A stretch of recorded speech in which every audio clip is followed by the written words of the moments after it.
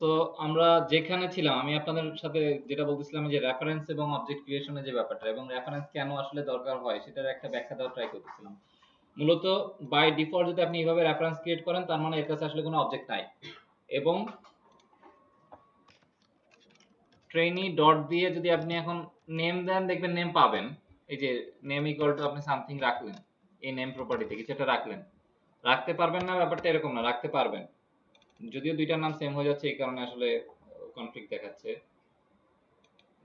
So problem যেটা হবে, এই যে নেম ভেরিয়েবলে সে ভ্যালু অ্যাসাইন করবে কোন অবজেক্টের নেমে করবে? ওর কাছে কোনো অবজেক্ট আছে? ওর কাছে তো জাস্ট একটা রেফারেন্স আছে, ও তো একটা রেফারেন্স, ও তো কোনো অবজেক্ট না।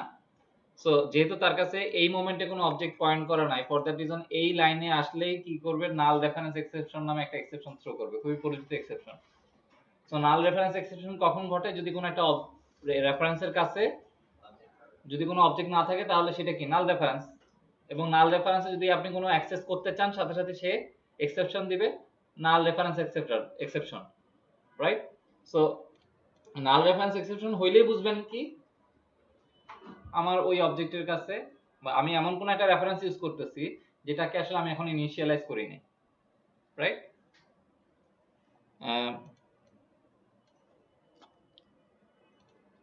সো এই আলোচনাটা আপাতত আমি এই মোডেই রাখি।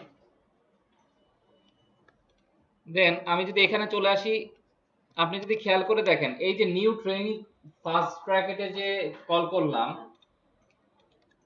এবং আমরা বলতেছি কি এই লাইনটা লিখলে কি হবে, নতুন একটা অবজেক্ট তৈরি হবে। অবজেক্ট তৈরি হচ্ছে আসলে নিউ কিওয়ার্ডের কারণে, ওকে?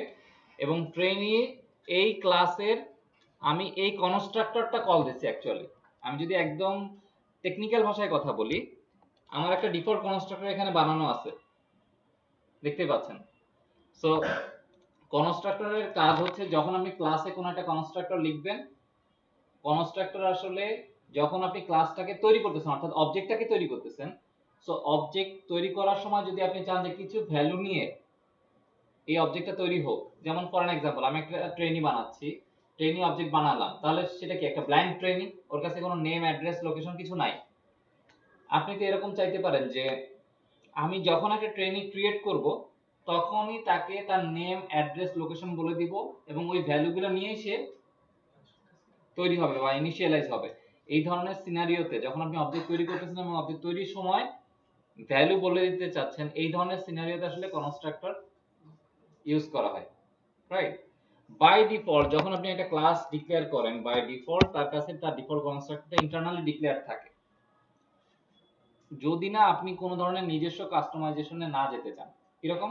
যেমন ওই যে একজন বলল যে আমি তো রেজিস্ট্রেশন নাম্বার চাই, যে রেজিস্ট্রেশন নাম্বার প্রথমে ধরেন সাপোজ আমি বললাম যে আমি যখন একটা ট্রেনিং তৈরি করব তার রেজিস্ট্রেশন নাম্বার প্রথমে 1 থাকবে, তাহলে আমি যদি ডিফল্ট কনস্ট্রাক্টরে রেজিস্ট্রেশন নাম্বার 1 দিয়ে দিই, এইভাবে সেট করে দিলাম কোথায়, registration number প্রপার্টিতে, right?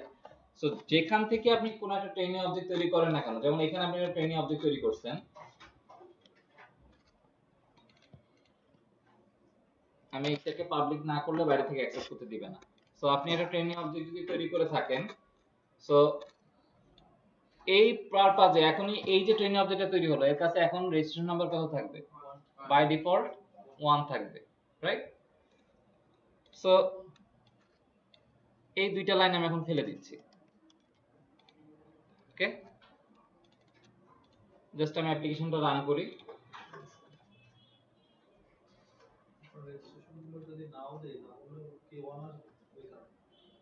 Right, so ওইটা আমরা একটু অবজার্ভ করতে চাই। সো আমার এই যে ভ্যালুগুলো আমি বাইন্ড করতেছিলাম নেম অ্যাড্রেস, বাট আমি কোনো রেজিস্ট্রেশন নাম্বার কি দিছি? দেই নাই। সো হিট এন্টার, এখানে আসলাম, এখানে অ্যাড্রেস নেম নিচে রেজিস্ট্রেশন নাম্বার কত আছে?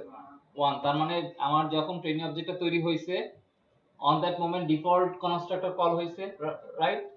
কারণ এমভিসি নিজে যখন কাজ করতেছে তখন সে কি নিয়ে কাজ করতেছে? ডিফল্ট কনস্ট্রাক্টর নিয়ে, এবং পরবর্তীতে সে নেম অ্যাড্রেস ঠিকই বাইন্ড করে দিচ্ছে, রেজিস্ট্রেশন নাম্বারটা যেটা 1 আছে ডিফল্ট সেই অনটাই কল হচ্ছে। পুরোটা বোঝা গেল কিনা? আচ্ছা, আমি আরেক একটু দেখাই। সাপোজ আপনার ডিফল্ট কনস্ট্রাক্টর বলে কিছু নাই, আপনি এখানে স্ট্রিং বাইরে থেকে বলতেছেন যে আমি যখন একটা ট্রেনিং অবজেক্ট তৈরি করব তখন আমি রেজিস্ট্রেশন নাম্বার প্রোভাইড করে দিলে দেন ট্রেনিংটা তৈরি হবে।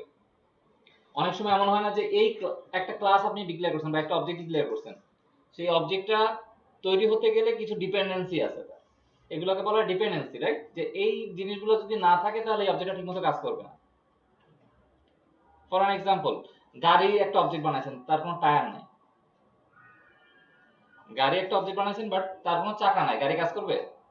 তাহলে গাড়ির ডিপেন্ডেন্সি কিসে? চাকাতে, রাইট? অনেকটা এরকম, ধরেন আমি ধরে নিচ্ছি আমার ট্রেনই যদি থাকতে তাহলে তার রেজিস্ট্রেশন নাম্বার নিয়েই তৈরি হওয়া উচিত। তাহলে আমি এখানে কি একটা কনস্ট্রাক্টর তৈরি করছি, ডিফল্ট কনস্ট্রাক্টর বাদ দিয়ে নিজে থেকে একটা কনস্ট্রাক্টর ডিক্লেয়ার করছি, দেখতে পাচ্ছেন কিনা? এবং প্যারামিটার হিসেবে কি পাঠাচ্ছি? বাইরে থেকে রেজিস্ট্রেশন নাম্বার। তার মানে হচ্ছে, এবং আমি আমার এই যে ট্রেনি ক্লাসের যে রেজিস্ট্রেশন নাম্বার প্রপার্টি এখানে দেখতে পাচ্ছেন, এই যে প্রপার্টিটা আছে, এই প্রপার্টিতে ও ভ্যালু নিচ্ছে না, কারণ এটার টাইপ ইন্টিজার, এটার টাইপ আমি দিচ্ছি স্ট্রিং, সো আমি দিব ইন্টিজার। এই প্রপার্টিতে তাহলে আমি রেজিস্ট্রেশন নাম্বার অ্যাসাইন করে দিচ্ছি। সো যখন কিনা আপনি নিজে থেকে একটা কনস্ট্রাক্টর বানাইছেন, নাম সেম হয়ে যাচ্ছে, আমি নামটা চেঞ্জ করে দিই, তখন অবশ্যই আপনাকে কনস্ট্রাক্টরের ভ্যালু পাস করে দিতে হবে, কারণ এতক্ষণ ইন্টারনালি ডিফল্ট কনস্ট্রাক্টর বলে কিছু একটা ছিল, এটা আসলে ওর কাছে ইন্টারনাল ডেফিনেশনে ছিল। কিন্তু যখন আপনি নিজে একটা কনস্ট্রাক্টর ডিফাইন করছেন, এখন সবকিছু আসলে আপনার হাতে। আপনি ডিফল্ট কনস্ট্রাক্টর নাও রাখতে চাইতে পারেন। ও যদি ইন্টারনালি সবসময় ওইটা ম্যানেজ করে ডিফল্ট কনস্ট্রাক্টর, তার মানে কি হচ্ছে, আপনার হাতে আর ওই কন্ট্রোলটা থাকতেছে না। সো আপনি যদি ফিল করেন আপনার এখন একটা ডিফল্ট কনস্ট্রাক্টর দরকার হয়, তাহলে আপনাকে অবশ্যই বাই ডেফিনেশন এখানে আরেকটা ডিফল্ট কনস্ট্রাক্টর লিখে রাখতে হবে।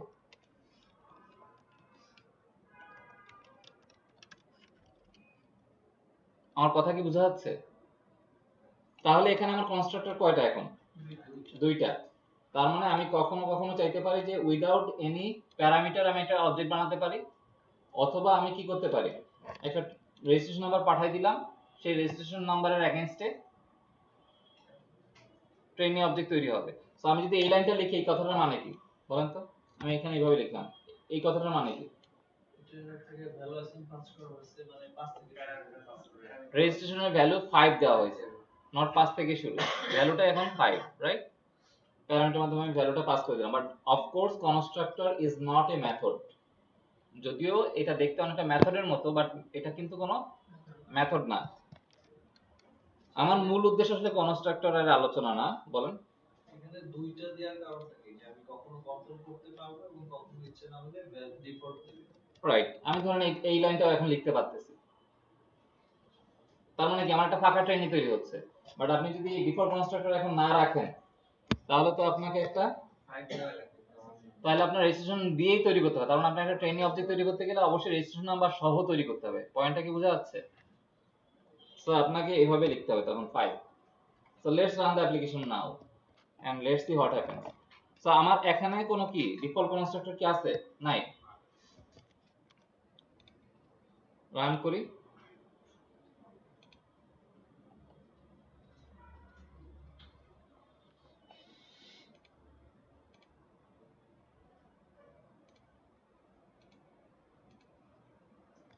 দেন লেটস হিট এন্টার। এবার দেখেন একটা এরর চলে আসছে। এররটা কি? No parameterless constructor defined for this object, এবং সে মানে একটা এক্সেপশন থ্রো করছে যে প্যারামিটারলেস কনস্ট্রাক্টর নাই। এখন আমরা তো জানি কার ক্ষেত্রে নাই, আমরা জানি কি না জানি, রাইট? কোশ্চেন হচ্ছে এই এররটা কেন আসলো? আমার অবজেক্টে কনস্ট্রাক্টর আছে কিনা এটা তো আমার কনসার্ন, এটা নিয়ে ওর মাথা ব্যথা কেন হলো? বা আমার রিকোয়েস্টের এগেইনস্টে সে এখন আর ভ্যালু বাইন্ড করতেছে না, ট্রেনের এগেইনস্টে কেন করতেছে না? কারণ হচ্ছে আপনি নিজেই তার কাছ থেকে কন্ট্রোলটা নিয়ে নিছেন। ওকে, না এখানে ট্রেনিং যে উপর অবজেক্টটা, সেটা নিয়ে একটা ব্যাপার আছে। এই ফার্স্ট, হ্যাঁ, প্যারামিটারে যে আমরা ট্রেনিং অবজেক্টটা নিচ্ছি, এটা কি ইনিশিয়ালাইজ তো করা হয়নি। ওকে, রাইট। ওকে, প্রবলেম ট্রেনিং যেটা আমার তো একটা ইনিশিয়ালাইজ করার সময় তো আছে পাস করতে হবে না উপরে যে ট্রেনিং অবজেক্টটা ওটা তো ওইভাবে পাস করা হয়নি রাইট। সো আমি একটু পয়েন্টটা আবার ক্লিয়ার করব, মানে আপনাদের কাছে গোলমেলে লাগতে পারে অনেকের কাছে যে ভাইয়া কোন ট্র্যাকে চলে গেল, আমি তো ট্র্যাকের বাইরে চলে আসছি মনে হচ্ছে, রাইট? সো আবারও বলি, আমি ছিলাম হচ্ছে এই যে ভ্যালু পাসিং করতেছি একটা রেফারেন্স রাখছি, ট্রেনিং রেফারেন্স, এবং ট্রেনিং এটা হচ্ছে আমার সেই রেফারেন্স, রাইট? এটা আসলে কি আমাদের একটা ক্লাস, এই ক্লাসের ভিতরে আমরা একটা কনস্ট্রাক্টর ডিফাইন করে রেখেছি, যে কনস্ট্রাক্টর অর্থাৎ ট্রেনিং এখন একটা অবজেক্ট তৈরি করতে গেলে কি হতে হবে, অবশ্যই এই লাইনের মতো লাইন লিখতে হবে, নাহলে ট্রেনিং অবজেক্ট তৈরি করা পসিবল না। ফাইন, যদি তাই হয়ে থাকে, এবার এমভিসি পার্সপেক্টিভ থেকে চিন্তা করেন, আমি কি ইন্টারনাল, এবার এমভিসি ইন্টারনাল দিকে চলে আসি, কন্ট্রোলার অ্যাকশন ইন্টারনালে চলে আসি। সো কোন একটা রিকোয়েস্ট আসলো, রিকোয়েস্ট আসছে কার এগেইনস্টে, ট্রেনিং কন্ট্রোলারের এন্ট্রি অ্যাকশনের এগেইনস্টে। এমভিসি কাজটা আসলে কিভাবে করে ওই জিনিসটা ব্যাখ্যা করি। প্রথমে রাউটারের কাছে আসছে আমার রিকোয়েস্ট, ওই যে ইউআরএল প্যারামিটার সহ, রাইট? রাউটার খুঁজে বের করছে আমার ট্রেনিং কন্ট্রোলারের এন্ট্রি অ্যাকশন, এটা হচ্ছে আমার ডেস্টিনেশন। তখন এমভিসি তার নিজের ভিতরে ট্রেনিং কন্ট্রোলারের একটা ইনস্ট্যান্স তৈরি করে। ট্রেনিং কন্ট্রোলার যেটা একটা ক্লাস, ওর কাছে কন্ট্রোলার ফ্যাক্টরি বলে একটা ডিফল্ট, এগুলো হচ্ছে ডিফল্ট কনভেনশন কথা বলতেছি। যেটা আপনি প্রফেশনাল কোর্স করতেছেন এই জিনিসগুলো হয়তো আপনার জানা দরকার আছে, এখানে আমি হাই লেভেল থেকে বলে যাচ্ছি, রাইট? সো এমভিসি নিজের কাছে কন্ট্রোলার ফ্যাক্টরি বলে একটা ক্লাস, ফ্যাক্টরি কাজ কি, নরমাল ফ্যাক্টরি কি কাজ, প্রোডাকশন করা, আর কন্ট্রোলার ফ্যাক্টরি কাজ হচ্ছে কন্ট্রোলার প্রোডাকশন করা, কন্ট্রোলারের অবজেক্ট তৈরি করে সে পাঠায় দেয়, বুঝা যাচ্ছে কি? তো তার যখন সে জানলো যে তার ট্রেনিং কন্ট্রোলারের এন্ট্রি অ্যাকশনটা দরকার, তখন সে ইন্টারনালি ট্রেনিং কন্ট্রোলারের একটা অবজেক্ট তৈরি করে। অনেকটা আমরা যেভাবে লিখি training controller equal to new training controller লিখতাম, সে আসলে এই কাজটাই নিজে থেকে করে দিচ্ছে।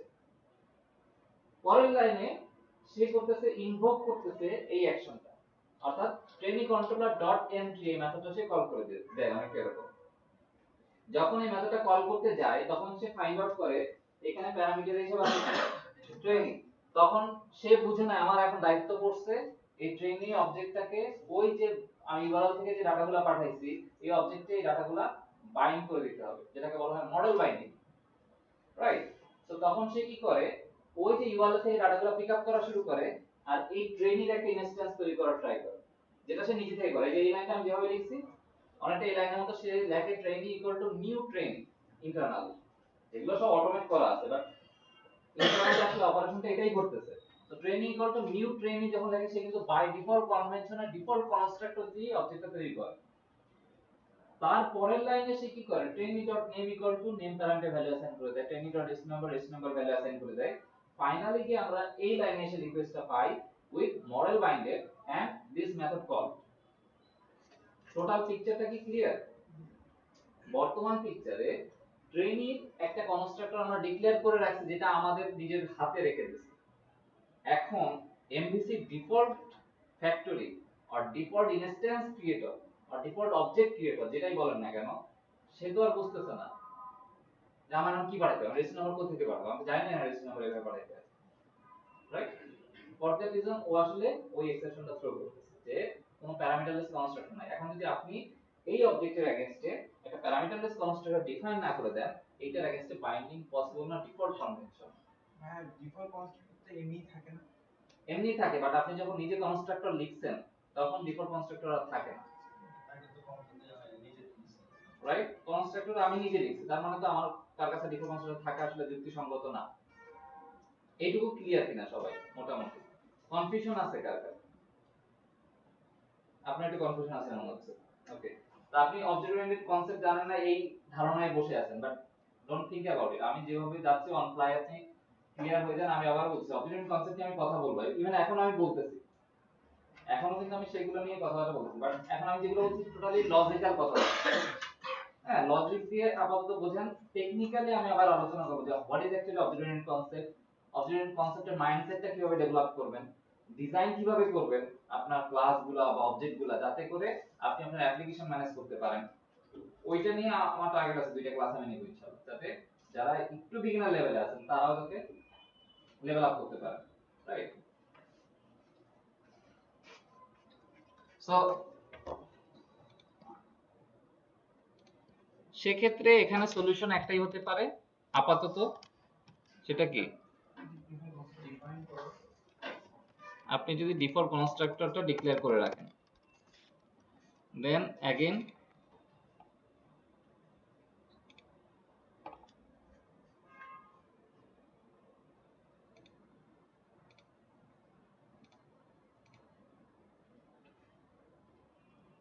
ট্রাইং টু রিকোয়েস্ট, এবার দেখেন রিকোয়েস্টটা ভদ্রভাবে চলে আসছে, তাই না? এবং ট্রেনির কাছে এখন কি রেজিস্ট্রেশন নাম্বার কত? 0। সো ফর দ্যাট রিজন এই লাইনটা তো আসলে আমরা এমনি লিখছি বোঝার সুবিধার্থে, বাট এটা আমরা ইউজ করি নাই কোথাও, রাইট? সো ওই ডিফল্ট কনস্ট্রাক্টরটা সে এখন কল করছে এবং রেজিস্ট্রেশন নাম্বার এখন কত দেখাচ্ছে? 0। আসলে এই যে কনস্ট্রাক্টরের আমি যে আলোচনাগুলো এখানে আনছি আসলে এইটা বোঝানোর জন্য যে আপনারা কোনো কোনো সময় ভুল করে ফেলেন। দেখা গেল একটা কনস্ট্রাক্টর নিজে থেকে ডিক্লেয়ার করে রাখছেন, এখন দেখতেছেন কোনোভাবেই ভ্যালু বাইন্ডিং হচ্ছে না, মডেল বাইন্ডিং হচ্ছে না। মূল কারণটা কিন্তু এটা যে কনস্ট্রাক্টর আপনি একটা ডিফল্ট কনস্ট্রাক্টরের বাইরে গিয়ে একটা কনস্ট্রাক্টর ডিফাইন করছেন, for that reason say bind করতে পারতেছে না তার ডিফল্ট পলিসিতে। এমবিসির কিছু এমবিসি আসলে চলে কনভেনশনের উপর বেস করে, on the basis of convention. So what is convention actually? কিছু রুল আগে থেকে প্রিডিফাইন, কিছু রুল। যে সাপোজ আপনি যে কোনো ফ্রেমওয়ার্ক ইউজ করেন না কেন, যে কোনো ফ্রেমওয়ার্ক তার কিন্তু নিজস্ব কিছু ওয়ে আছে যে আপনি আমার মতো এই ওয়েতে চললে আমি কাজ করব, না হলে কাজ করব না। ফর অ্যান এক্সাম্পল, আপনার ট্রেনিং কন্ট্রোলার আছে, এন্ট্রি অ্যাকশন আছে, বাট আপনি রিকোয়েস্ট করতেছেন training slash entry, it will not work because আপনি কনভেনশনের বাইরে চলে গেছেন। M I right? সো এটা আসলে কনভেনশন। সো এমবিসির কনভেনশন যেটা বলে তার কন্ট্রোলার এবং মডেল এবং ভিউ এই তিনটা লেয়ার থাকবে, এবং তার পার্সপেক্টিভে আপনি কন্ট্রোলারের এগেইনস্টে যে অ্যাকশনগুলো লিখবেন সেটা ইউআরএল এর ডিফল্ট কনভেনশনের কথা বলতেছি। ইউআরএল এর প্যাটার্ন হবে প্রথমে কন্ট্রোলার, তারপরে অ্যাকশন। এরপর যদি আপনি মডেল বাইন্ড করেন, মডেলের ক্ষেত্রে কি থাকবে? ডিফল্ট প্যারামিটার থাকবে অবশ্যই, এবং সে অনুযায়ী সে মডেলটা ইউআরএল, মানে যদি আপনি ইউআরএল থেকে কোনো ডাটা পাঠান সে অনুযায়ী সে ডাটাটা প্যারামিটারের সাথে ম্যাচ আপ হলে সে অনুযায়ী সে ডাটা বাইন্ড করে দিবে। That's it.